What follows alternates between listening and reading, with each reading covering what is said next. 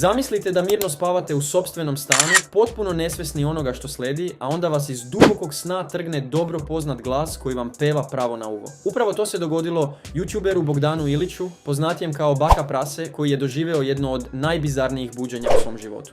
Sve je počelo kao šala koju su osmislili Bakini prijatelji. U strogoj tajnosti pozvali su folk pevača Radišu Trajkovića Džanija, koji se zajedno sa sinom Milošem pojavio ispred Bakinih vrata. Bez ikakvog upozorenja, Džani je ušao u stan i pravo iz spavaće sobe započeo izvođenje svog hita Sam sam, pevajući youtuberu direktno na uvo. U tom trenutku Baka Prase se trgao iz sna, skočio iz kreveta i u potpunoj neverici pogledao oko sebe. Pred očima mu je stajao Džani, živ, stvaran i raspoložen, dok je on pokušavao da shvati da li sanja ili je stvarnost upravo poludela. Prva reakcija bila je čisti šok, praćen psovkama i zbunjenim pogledom koji je jasno govorio da ne razume šta ga je snašlo.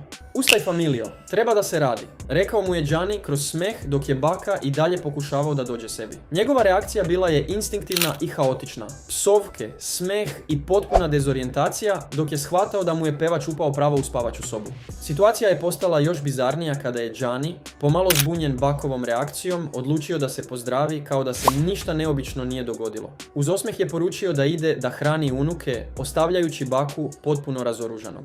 Tek nakon što se smirio, Bogdan je priznao koliko ga je cijela situacija potresla. Iskreno je rekao da se u tom trenutku osjećao istraumirano i da je bio uveren da mu se sprema nešto mnogo gore. Džani je naravno sve okrenuo na šalu, poručivši da je bolje da ga je probudio on nego neka Drakula. Jedno je sigurno, ovo buđenje Baka Prase neće zaboraviti nikada. A pitanje koje ostaje jeste, ko je sljedeći na redu za ovakav jutarnji koncert?